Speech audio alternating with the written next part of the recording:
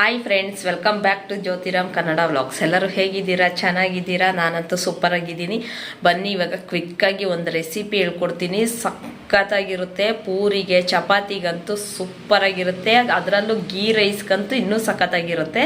ಇದು ಬಟಾಣಿಯಿಂದ ಮಾಡೋದು. ಇವಾಗ ಹೆಂಗಿದ್ರು ಬಟಾಣಿ ಸೀಸನ್ ಅಲ್ವಾ, ಹಸಿ ಬಟಾಣಿ ತಗೊಂಡು ನಾನಿವಾಗ ಈ ರೆಸಿಪಿ ಮಾಡ್ತಾ ಇದ್ದೀನಿ. ಅದನ್ನು ಹೇಗೆ ಮಾಡಿದೆ ಅಂತ ನಿಮ್ಮ ಜೊತೆ ನಾನು ಶೇರ್ ಮಾಡ್ಕೊಳ್ತೀನಿ. ಸೂಪರಾಗಿರುತ್ತೆ ಆ್ಯಂಡ್ ಸಿಂಪಲ್ಲಾಗೂ ಕೂಡ ಇದೆ.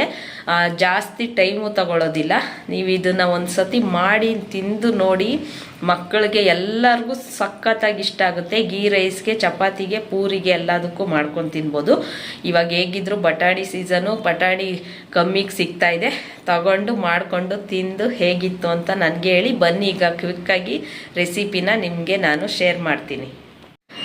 ಹಾಗೆ ಇನ್ನು ಯಾರೆಲ್ಲ ನನ್ನ ಚಾನಲ್ನ ಸಬ್ಸ್ಕ್ರೈಬ್ ಮಾಡ್ಕೊಂಡಿಲ್ಲ, ಪ್ಲೀಸ್ ಸಬ್ಸ್ಕ್ರೈಬ್ ಮಾಡ್ಕೊಂಡು ನೋಡಿ. ಮತ್ತು ಪಕ್ಕದಲ್ಲೇ ಕಾಣೋ ಬೆಲ್ಲೈಕನ್ನು ಪ್ರೆಸ್ ಮಾಡಿ. ನಾನು ಯಾವುದೇ ವಿಡಿಯೋ ಹಾಕಿದ್ರೂ ಅದ್ರ ನೋಟಿಫಿಕೇಷನ್ ನಿಮಗೆ ಬರುತ್ತೆ. ಈಗಾಗಲೇ ಯಾರೆಲ್ಲ ಸಬ್ಸ್ಕ್ರೈಬ್ ಮಾಡ್ಕೊಂಡಿದ್ದೀರಾ ಅವ್ರಿಗೆಲ್ಲ ಥ್ಯಾಂಕ್ ಯು ಸೋ ಮಚ್ ಅಂತ ಹೇಳ್ತಾ, ಬೇಗ ನನ್ನ ಚಾನಲ್ನ ಸಬ್ಸ್ಕ್ರೈಬ್ ಮಾಡಿಕೊಂಡು ನಾನು ಹಾಕೋ ವಿಡಿಯೋ ನಿಮಗೆ ಇಷ್ಟ ಆದರೆ ಒಂದು ಲೈಕ್ ಮಾಡಿ. ಈ ರೆಸಿಪಿ ಅಂತೂ ನೀವು ಮಾಡಿ ತಿಂದು ನನಗೆ ಕಮೆಂಟ್ ಮಾಡಿ ಹೇಳಲೇಬೇಕು. ಸೂಪರಾಗಿರುತ್ತೆ, ಸಿಂಪಲ್ಲಾಗೂ ಇದೆ. ಬನ್ನಿ ಇವಾಗ ಬೇಗ ರೆಸಿಪಿನ ಸ್ಟಾರ್ಟ್ ಮಾಡಿಬಿಡೋಣ. ನೋಡಿ, ಇವಾಗ ನಾನಿಲ್ಲಿ ಒಂದು ಬಾಣಲಿ ಇಟ್ಕೊಂಡಿದ್ದೀನಿ. ಸ್ಟವ್ ಹಚ್ಬಿಟ್ಟು ಸಿಮ್ಮಲ್ಲಿ ಇಟ್ಕೋಬೇಕು. ಸಿಮ್ಮಲ್ಲಿ ಇಟ್ಕೊಂಡು ಒಂದು ಬಾಣಲಿ ಇಟ್ಕೊಂಡು ನಾನಿವಾಗ ಇದಕ್ಕೆ ಒಂದು ಅರ್ಧ ಸ್ಪೂನ್ ಸೋಂಪು, ಒಂದು ಇಡೀ ಗೋಡಂಬಿ, ಖಾರಕ್ಕೆ ಒಂದು 5 ಮೆಣಸಿನ್ಕಾಯಿ, ಚಕ್ಕೆ, ಲವಂಗ, ಏಲಕ್ಕಿ, ಒಂದೇ ಒಂದು ಪಲಾವ್ ಎಲೆ, ಆಮೇಲೆ ತೆಂಗಿನಕಾಯಿ ಹಾಕ್ಕೊಂಡಿದ್ದೀನಿ. ಆಮೇಲೆ ಒಂದು ಈರುಳ್ಳಿನ ಇಲ್ಲಿ ಕಟ್ ಮಾಡಿ ಹಾಕ್ಕೊಂಡಿದ್ದೀನಿ. ಇದನ್ನಿಷ್ಟೂ ಸಿಮ್ಮಲ್ಲೇ ನಾವು ಫ್ರೈ ಮಾಡ್ಕೋಬೇಕು. ಒಂದು ಅರ್ಧ ಫ್ರೈ ಆದರೆ ಸಾಕು. ಇನ್ನು ಒಂದು ಸತಿ ಇಲ್ಲಿ ನೋಡಿ, ಬಟಾಣಿ ನಾನಿಲ್ಲಿ 1.5 kg ಬಟಾಣಿ ತಗೊಂಡಿದ್ದೀನಿ. ಇದನ್ನು ಈ ರೀತಿ ಹಸಿ ಬಟಾಣಿ ಸುಳಿದು ಇಟ್ಕೊಂಡಿದ್ದೀನಿ. ಇನ್ನು ಒಂದು ಸತಿ ನಾನು ಹೇಳ್ತೀನಿ ನೋಡಿ. ತೆಂಗಿನಕಾಯಿ, ಒಂದು ಬಟ್ಲು ತೆಂಗಿನಕಾಯಿ ಅಂದರೆ ಅರ್ಧ ಚಿಪ್ಪು ತೆಂಗಿನಕಾಯಿ, ಒಂದು ಇಡೀ ಗೋಡಂಬಿ, ಸೋಂಪು ಒಂದು ಅರ್ಧ ಸ್ಪೂನು, ಖಾರಕ್ಕೆ ಒಂದು 5 ಹಸಿಮೆಣ್ಸಿನ್ಕಾಯಿ, ಚಕ್ಕೆ, ಲವಂಗ, ಏಲಕ್ಕಿ, ಪಲಾವ್ ಎಲೆ ಇಷ್ಟನ್ನು ಹಾಕ್ಕೊಂಡು ಆಮೇಲೆ ಒಂದು ಈರುಳ್ಳಿ ಹಾಕ್ಕೋಬೇಕು. ಇಷ್ಟು ಹಾಕ್ಕೊಂಡು ಒಂದು 5 ನಿಮಿಷ ಫ್ರೈ ಮಾಡ್ಕೋಬೇಕು. ಇವಾಗ ನಾನು ಇದನ್ನು ಇಲ್ಲಿ ಫ್ರೈ ಮಾಡ್ಕೋತಾ ಇದ್ದೀನಿ. ಒಂದು ಅರ್ಧ ಚಿಪ್ಪು ತೆಂಗಿನಕಾಯಿ ಬೇಕು. ಆಮೇಲೆ 1 ಸ್ಪೂನು ಶುಂಠಿ ಬೆಳ್ಳುಳ್ಳಿ ಪೇಸ್ಟ್ ಹಾಕ್ಕೊಂಡಿದ್ದೀನಿ. ಇದನ್ನಿಷ್ಟನ್ನು ಒಂದು 5 ನಿಮಿಷ ಫ್ರೈ ಮಾಡಿದ್ರೆ ಸಾಕು. ಇವಾಗ ನೋಡಿ, ತೆಂಗಿನಕಾಯಿನ ಲಾಸ್ಟಲ್ಲಿ ಹಾಕ್ಕೋಬೇಕು. ಅದನ್ನೇನು ಜಾಸ್ತಿ ಫ್ರೈ ಮಾಡೋದು ಬೇಡ. ಇವಾಗ ನಾನು ಇದನ್ನು ಮಿಕ್ಸಿ ಜಾರ್ಗೆ ಹಾಕ್ಕೊಂಡಿದ್ದೀನಿ. ಸಿಂಪಲ್ ಅಂದರೆ ಸಿಂಪಲ್ ಆಗಿರುತ್ತೆ, ಸಖತ್ ಟೇಸ್ಟಿಯಾಗಿರುತ್ತೆ.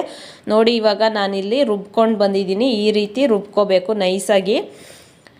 ಇದಕ್ಕೆ ಇನ್ನೇನು ಹಾಕೋದು ಬೇಡ ಅಷ್ಟೇ. ಇವಾಗ ಅದೇ ಬಾಣಲಿಗೆ ನಾನಿಲ್ಲಿ ಸ್ವಲ್ಪ ಎಣ್ಣೆ ಹಾಕ್ಕೊಳ್ತಾ ಇದ್ದೀನಿ. ನಾವೇನು ಫ್ರೈ ಮಾಡ್ಕೊಂಡಿರ್ತೀವಲ್ಲ ಅದೇ ಬಾಣಲಿನೇ ಇಟ್ಕೊಂಡಿದ್ದೀನಿ. ಅದಕ್ಕೆ ಸ್ವಲ್ಪ ಎಣ್ಣೆ, ಒಂದು 2 ಸ್ಪೂನ್ ಎಣ್ಣೆ ಹಾಕ್ಕೊಂಡು 1 ಸ್ಪೂನ್ ಜೀರಿಗೆ ಹಾಕ್ಕೊಳ್ತಾ ಇದ್ದೀನಿ. ನಾವು ಫ್ರೈ ಮಾಡೋಕ್ಕೆ ಹಾಕಿದ್ದು ಸೋಂಪು, ಇಲ್ಲಿ ಹಾಕ್ತಾ ಇರೋದು ಜೀರಿಗೆ. ಇದೆರಡು ಕನ್ಫ್ಯೂಸ್ ಮಾಡ್ಕೋಬೇಡಿ. ನಾವು ರುಬ್ಬಕ್ಕೆ ಫ್ರೈ ಮಾಡ್ಕೊಂಡಿರೋದು ಸೋಂಪು. ಆಮೇಲೆ ಇಲ್ಲಿ ಒಗ್ಗರಣೆಗೆ ಹಾಕ್ತಾ ಇರೋದು ಜೀರಿಗೆ. 1 ಸ್ಪೂನ್ ಜೀರಿಗೆ ಹಾಕ್ಕೊಂಡು ಸಣ್ಣದಾಗಿ ಕಟ್ ಮಾಡ್ಕೊಂಡಿರೋ 2 ಈರುಳ್ಳಿ ಹಾಕ್ಕೊಂಡಿದ್ದೀನಿ ನಾನು. ಇವಾಗ ಇದನ್ನು ಫ್ರೈ ಮಾಡ್ಕೋಬೇಕು. ಎಷ್ಟು ಸಖತ್ತಾಗಿರುತ್ತೆ ಅಂದರೆ ನೀವು ಒಂದು ಸತಿ ಮಾಡಿಬಿಡಿ, ಆಮೇಲೆ ಎಲ್ಲರೂ ಕಿತ್ಲಾಡ್ಕೊಂಡು ತಿನ್ನಬೇಕು. ಅಷ್ಟು ಸಖತ್ತಾಗಿರುತ್ತೆ ಈ ರೆಸಿಪಿ. ಮಾತ್ರ ಸೂಪರಾಗಿರುತ್ತೆ ಆ್ಯಂಡ್ ಸಿಂಪಲ್ಲಾಗೂ ಇರುತ್ತೆ. ಇದಕ್ಕೆಲ್ಲ ಟೊಮೊಟೊ ಎಲ್ಲ ಬೇಕಾಗಿಲ್ಲ. ಆಮೇಲೆ ಮಸಾಲೆ ಐಟಮ್ಸ್ ಏನು ಧನಿಯಾ ಪುಡಿ, ಖಾರದ ಪುಡಿ ಇವೆಲ್ಲ ಬೇಕಾಗಿಲ್ಲ. ಸಿಂಪಲ್ಲಾಗಿ ಹಂಗಿರುತ್ತೆ. ನೋಡಿ, ಇವಾಗ ಈರುಳ್ಳಿ ಒಂದು ಅರ್ಧ ಫ್ರೈ ಆಗಿದೆ. ಇನ್ನು ಸ್ವಲ್ಪ ಚೆನ್ನಾಗಿ ಫ್ರೈ ಆಗಬೇಕು ಅಂದರೆ ಇದಕ್ಕೆ ಉಪ್ಪು ಹಾಕ್ಕೊಳ್ಬೇಕು. ನಾನಿವಾಗ ರುಚಿಗೆ ಎಷ್ಟು ಬೇಕೋ ಅಷ್ಟು ಉಪ್ಪು ಹಾಕ್ಕೊಂಡಿದ್ದೀನಿ. ಹಾಕ್ಕೊಂಡು ಇವಾಗ ಇನ್ನೊಂದು 5 ನಿಮಿಷ ಇದನ್ನು ಈ ರೀತಿ ಬಾಡಿಸ್ಕೋಬೇಕು. ಮಸಾಲೆಗೆ ನಾನು ಏನೆಲ್ಲ ಹಾಕ್ಕೊಂಡಿದ್ದೀನಿ ಅಂತ ಗೊತ್ತಾಗಲಿಲ್ಲ ಅಂದರೆ ಎರಡು ಸತಿ ವಿಡಿಯೋ ನೋಡಿ ಮಾಡಿ. ಸೂಪರಾಗಿರುತ್ತೆ. ಮಕ್ಕಳು ಟಿಫನ್ಗೆ, ಬೆಳಿಗ್ಗೆ ಹೊತ್ತು ಮಕ್ಕಳು ಟಿಫನ್ಗೂ ಕೂಡ ಬೇಗನೆ ಆಗುತ್ತೆ, ಕ್ವಿಕ್ಕಾಗೂ ಆಗುತ್ತೆ. ಆಮೇಲೆ ಹಸಿ ಬಟಾಣಿ ಆಗಿರೋದ್ರಿಂದ ಬೇಗ ಕೂಡ ಬೇಯುತ್ತೆ. ಏನು ಟೆನ್ಷನ್ ಇಲ್ಲ, ಲೇಟ್ ಆಗುತ್ತೆ ಅನ್ನೋ ಏನು ಟೆನ್ಷನ್ ಇಲ್ಲ, ಬೇಗ ಕೂಡ ಆಗುತ್ತೆ. ಇವಾಗ ನೋಡಿ, ಈರುಳ್ಳಿ ಒಂದು ಅರ್ಧ ಫ್ರೈ ಆದಮೇಲೆ ನಾನಿಲ್ಲಿ ಬಟಾಣಿನ ಚೆನ್ನಾಗಿ ವಾಶ್ ಮಾಡ್ಕೊಂಡು ಹಾಕ್ಕೊಂಡಿದ್ದೀನಿ. ನಾನಿಲ್ಲಿ 1.5 kg ಬಟಾಣಿ ತಗೊಂಡಿದ್ದೀನಿ, ಹಸಿ ಬಟಾಣಿ. ಇವಾಗೆಲ್ಲ ಬಟಾಣಿ ಸೀಸನ್ ಇದೆಯಲ್ಲ, ಇದನ್ನು ಮಾಡಿ ಸಖತ್ತಾಗಿರುತ್ತೆ. ಇದ್ರ ಹೆಸರೇ ನಾನು ಹೇಳಿಲ್ಲ, ಮಟರ್ ಕುರ್ಮಾ ಅಂತ ಇದ್ರ ಹೆಸರು. ಸಖತ್ತಾಗಿರುತ್ತೆ. ಮಟರ್ ಕುರ್ಮಾ ಅಂತ ನಾನು ಹೆಸರಿಟ್ಟಿದ್ದೀನಿ. ನೀವು ಬೇಕಿದ್ರೆ ಬಟಾಣಿ ಕುರ್ಮಾ ಅಂತ ಇಟ್ಕೊಳ್ಳಿ, ಎರಡು ಒಂದೇ ಅಲ್ವಾ. ಇವಾಗ ನೋಡಿ, ಇದನ್ನು ಒಂದು ಸ್ವಲ್ಪ ಹಸಿ ವಾಸನೆ ಹೋಗೋ ತನಕ ಫ್ರೈ ಮಾಡ್ಕೋಬೇಕು. ಬಟಾಣಿದು ಹಸಿ ವಾಸನೆ ಹೋಗೋ ತನಕ ಒಂದು ಸ್ವಲ್ಪ ಎಣ್ಣೆನಲ್ಲೇ ಫ್ರೈ ಮಾಡ್ಕೋಬೇಕು. ಮುಚ್ಚಿ ಒಂದು 5 ನಿಮಿಷ ಮುಚ್ಚಿ ಕೈ ಆಡಿಸ್ಕೊಳ್ತಾ ಇರಬೇಕು. ಯಾಕೆಂದರೆ ಹಸಿ ಬಟಾಣಿ ತೊಗೊಂಡಿರ್ತೀವಲ್ಲ, ಅದರದ್ದೊಂದು ಸ್ಮೆಲ್ ಇರುತ್ತೆ. ಅದು ಹೋಗೋ ತನಕ ಒಂದು 5 ನಿಮಿಷ ಫ್ರೈ ಮಾಡ್ಕೊಂಡ್ಮೇಲೆ ಆಮೇಲೆ ಬಟಾಣಿ ಮುಳುಗೋವಷ್ಟು ನೀರು ಹಾಕ್ಕೋಬೇಕು. ನೀರು ಹಾಕ್ಕೊಂಡು ಇವಾಗ ಇದನ್ನು ಮುಚ್ಚಿ ಬೇಯಿಸ್ಕೋಬೇಕು. ಬಟಾಣಿ ಬೇಯೋ ತನಕ ಇದನ್ನು ಬೇಯಿಸ್ಕೋಬೇಕು. ಹಸಿ ಬಟಾಣಿ ಆಗಿರೋದ್ರಿಂದ ಜಾಸ್ತಿ ಏನು ಟೈಮ್ ತಗೊಳಲ್ಲ, ಒಂದು 10 ನಿಮಿಷ ಆದರೆ ಬೇಗ ಬೆಂದುಬಿಡುತ್ತೆ. ನೋಡಿ, ಇವಾಗ ಆಲ್ಮೋಸ್ಟ್ ಬೇಯ್ತಾ ಇದೆ. ಇನ್ನೇನು ಒಂದು 1/4 ಭಾಗ ಬೆಂದಿದೆ. ಇನ್ನೊಂದು ಸ್ವಲ್ಪ ಬೆಂದರೆ ಸಾಕು. ನೋಡಿ ಯಾವ ಥರ, ನೋಡಿ ಈ ಥರ ಹಿಂಗೆ ಪ್ರೆಸ್ ಮಾಡಿದ್ರೆ ಮ್ಯಾಶ್ ಆಗಬೇಕು, ಅಷ್ಟು ಬೆಂದಿದ್ರೆ ಸಾಕು. ಇವಾಗ ಇದು ರೆಡಿಯಾಗಿದೆ. ನೀರು ಕೂಡ ಖಾಲಿಯಾಗಿರುತ್ತೆ, ನೋಡಿಕೊಂಡು ಬೇಯಿಸ್ಕೋಬೇಕು. ಬೇಗನೆ ಬೇಯುತ್ತೆ ಹಸಿ ಬಟಾಣಿ. ಈ ರೀತಿ ಬಟಾಣಿ ಬೆಂದ ಮೇಲೆ ನಾವೇನು ರುಬ್ಬಿಟ್ಕೊಂಡಿರ್ತೀವಲ್ಲ ಆ ಮಸಾಲೆನ ಹಾಕ್ಕೋಬೇಕು.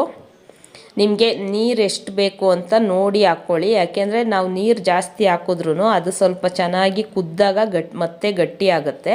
ನಾವು ಇದಕ್ಕೆ ಗೋಡಂಬಿ ಹಾಕಿರ್ತೀವಲ್ವ, ಸ್ವಲ್ಪ ಗಟ್ಟಿ ಆಗುತ್ತೆ. ನೋಡಿ, ನಾನು ಇನ್ನೊಂದು ಸ್ವಲ್ಪ ನೀರು ಹಾಕ್ಕೊಳ್ತೀನಿ. ಮಸಾಲೆ ರುಬ್ಬಿರೋದನ್ನು ಹಾಕಿ ಒಂದು ಸತಿ ಚೆನ್ನಾಗಿ ಮಿಕ್ಸ್ ಮಾಡಿ ಮತ್ತೆ ನಿಮಗೆ ನೀರು ಬೇಕು ಅಂದರೆ ಹಾಕ್ಕೋಬೇಕು. ನಾನಿಲ್ಲಿ ಒಂದು ಸ್ವಲ್ಪ ನೀರು ಮಿಕ್ಸಿ ಜಾರ್ಗೆ ಹಾಕ್ಕೊಂಡು ಶೇಕ್ ಮಾಡಿ ಹಾಕ್ಕೊಂಡಿದ್ದೀನಿ. ನೋಡಿ, ಈ ರೀತಿ ಮಿಕ್ಸ್ ಮಾಡಬೇಕು. ಸಖತ್ತಾಗಿರುತ್ತೆ. ನೀವು ಮಾಡ್ಕೊಂಡು ತಿಂದು ನಾನೇನು ಇಷ್ಟೊಂದು ಸತಿ ಹೇಳ್ತೀನಿ ಅಂತ ತಿಳ್ಕೊಬೇಡಿ. ಇನ್ನೂ ಸ್ವಲ್ಪ ನೀರು ಬೇಕು ಅಂತ ಅನ್ನಿಸ್ತು, ಅದಕ್ಕೆ ಇನ್ನೂ ಸ್ವಲ್ಪ ನೀರು ಹಾಕಿದೆ. ಇವಾಗ ಇದನ್ನು ಚೆನ್ನಾಗಿ ಮಿಕ್ಸ್ ಮಾಡಿ ಚೆನ್ನಾಗಿ ಇದನ್ನು ಕುದಿಯೋಕ್ಕೆ ಬಿಡಬೇಕು. ನಾವು ರುಬ್ಬಿರೋ ಮಸಾಲೆ ಎಲ್ಲ ಬಟಾಣಿಗೆ ಹಿಡ್ಕೊಳ್ಬೇಕು. ಆ ರೀತಿ ಒಂದು 10 ನಿಮಿಷ ಇದನ್ನು ಕುದಿಸ್ಬೇಕು. ಬೆಳಗ್ಗೆ ಹೊತ್ತು ಮಕ್ಕಳಿಗೆ ಸ್ಕೂಲ್ ಟಿಫನ್ಗೆ ಹಾಕೋಕ್ಕೆ ಇದು ತುಂಬಾ ಚೆನ್ನಾಗಿರುತ್ತೆ. ಇವಾಗ ಮುಚ್ಚಿ ಒಂದು 5 ನಿಮಿಷ ಚೆನ್ನಾಗಿ ಕುದಿಸ್ಕೊಂಡಿದ್ದೀನಿ. ಇವಾಗ ಇದಕ್ಕೆ ನೋಡಿ ಒಂದು ಅರ್ಧ ಸ್ಪೂನಷ್ಟು ತುಪ್ಪ ಹಾಕ್ತಾಯಿದ್ದೀನಿ ನಾನು. ನೀವು ಒಗ್ಗರಣೆಗೆ ಬೇಕಾದರೂ ತುಪ್ಪನೇ ಹಾಕ್ಕೊಬೋದು. ನಾನು ಇವಾಗ ಹಾಕ್ತಾಯಿದ್ದೀನಿ ತುಪ್ಪ ಹಾಕ್ಕೊಂಡು ಇವಾಗ ಮಿಕ್ಸ್ ಮಾಡ್ಕೊಳ್ತಾ ಇದ್ದೀನಿ. ಇವಾಗ ಇದು ಚೆನ್ನಾಗಿ ಕುದೀಲಿ. ಇವಾಗ ಮುಚ್ಚಿ ಇಡೋಣ, ಒಂದು 10 ನಿಮಿಷ ಮುಚ್ಚಿಡೋಣ, ಚೆನ್ನಾಗಿ ಕುದೀಲಿ. ಇವಾಗ ಹೇಗಿದ್ರೂ ಬಟಾಣಿ ಬೆಂದಿದೆ, ಇನ್ನು ಮಸಾಲೆ ಕುದ್ರೆ ಸಾಕು. ನೋಡಿ, ಇವಾಗ ಚೆನ್ನಾಗಿ ಕುದೀತಾ ಇದೆ. ಕಲ್ಲರ್ ಹೆಂಗೆ ಚೇಂಜ್ ಆಗಿದೆ ನೋಡಿ. ಈ ರೀತಿ ಚೆನ್ನಾಗಿ ಕುದ್ದಿದೆ. ಇದು ನೋಡೋದಕ್ಕೆ ಇಷ್ಟು ತೆಳುವಾಗಿದೆ ಅಂತ ನಿಮ್ಗೆ ಅನಿಸ್ಬೋದು. ಇದನ್ನು ಮಾಡಿ ಸ್ಟವ್ ಆಫ್ ಮಾಡಿದ್ಮೇಲೆ ಇದು ತಣ್ಣಗಾದರೆ ಸ್ವಲ್ಪ ಗಟ್ಟಿ ಆಗುತ್ತೆ. ಇವಾಗ ಈ ರೀತಿ ಚೆನ್ನಾಗಿ ಕುದ್ದ ಮೇಲೆ ಒಂದು ಇಡೀ ಕಸೂರಿ ಮೇಥಿನ ಹಾಕ್ಕೊಂಡಿದ್ದೀನಿ ನಾನಿಲ್ಲಿ. ಲಾಸ್ಟಲ್ಲಿ ಇನ್ನೇನು ಎಲ್ಲ ರೆಡಿ ಆಯಿತು ಅನ್ನುವಾಗ ಹಾಕ್ಕೋಬೇಕು. ಒಂದು ಇಡೀ ಕಸೂರಿ ಮೇಥಿ, ಒಂದು ಇಡೀ ಕೊತ್ತಂಬರಿ ಸೊಪ್ಪು, ಇಷ್ಟೂ ಹಾಕ್ಕೊಂಡು ಮಿಕ್ಸ್ ಮಾಡಿಬಿಟ್ಟು ಮೀಡಿಯಮ್ ಫ್ಲೇಮಲ್ಲಿ ಒಂದೇ 1 ನಿಮಿಷ ಕುದಿಸ್ಬಿಟ್ಟು ಆಫ್ ಮಾಡಿಬಿಟ್ರೆ ಸಖತ್ತಾಗಿರೋ ಬಟಾಣಿ ಕುರ್ಮಾ ರೆಡಿ ಆಗುತ್ತೆ. ನೀವು ಈ ರೆಸಿಪಿನ ಮಾಡಿಕೊಂಡು ತಿಂದು ಹೇಗೆ ಬಂತು ಅಂತ ಹೇಳಿ. ನೋಡಿದ್ರಲ್ಲ ಫ್ರೆಂಡ್ಸ್, ಈ ವಿಡಿಯೋ ನಿಮಗೆ ಇಷ್ಟ ಆಗಿದರೆ ಪ್ಲೀಸ್ ಒಂದು ಲೈಕ್ ಮಾಡಿ, ಶೇರ್ ಮಾಡಿ, ಕಮೆಂಟ್ ಮಾಡಿ. ಆಮೇಲೆ ಈ ರೆಸಿಪಿನ ಮಾಡ್ಕೊಂಡು ತಿನ್ನೋದು ಮರಿಬೇಡಿ. ನೋಡಿದ್ರಲ್ಲ ಫ್ರೆಂಡ್ಸ್, ಇವತ್ತಿನ ವಿಡಿಯೋ ನಾನು ಇಲ್ಲೇ ಮುಗಿಸ್ತೀನಿ. ಮತ್ತು ನಾನು ನಿಮಗೆ ಸಿಗ್ತೀನಿ ನೆಕ್ಸ್ಟ್ ವಿಡಿಯೋದಲ್ಲಿ. ಇವತ್ತು ರೆಸಿಪಿನ ಶೇರ್ ಮಾಡಿದ್ದೀನಿ. ನಿಮಗೆಲ್ಲ ಇದು ಇಷ್ಟ ಆಗಿದ್ದರೆ please like and share and comment ಮಾಡಿ. Bye friends.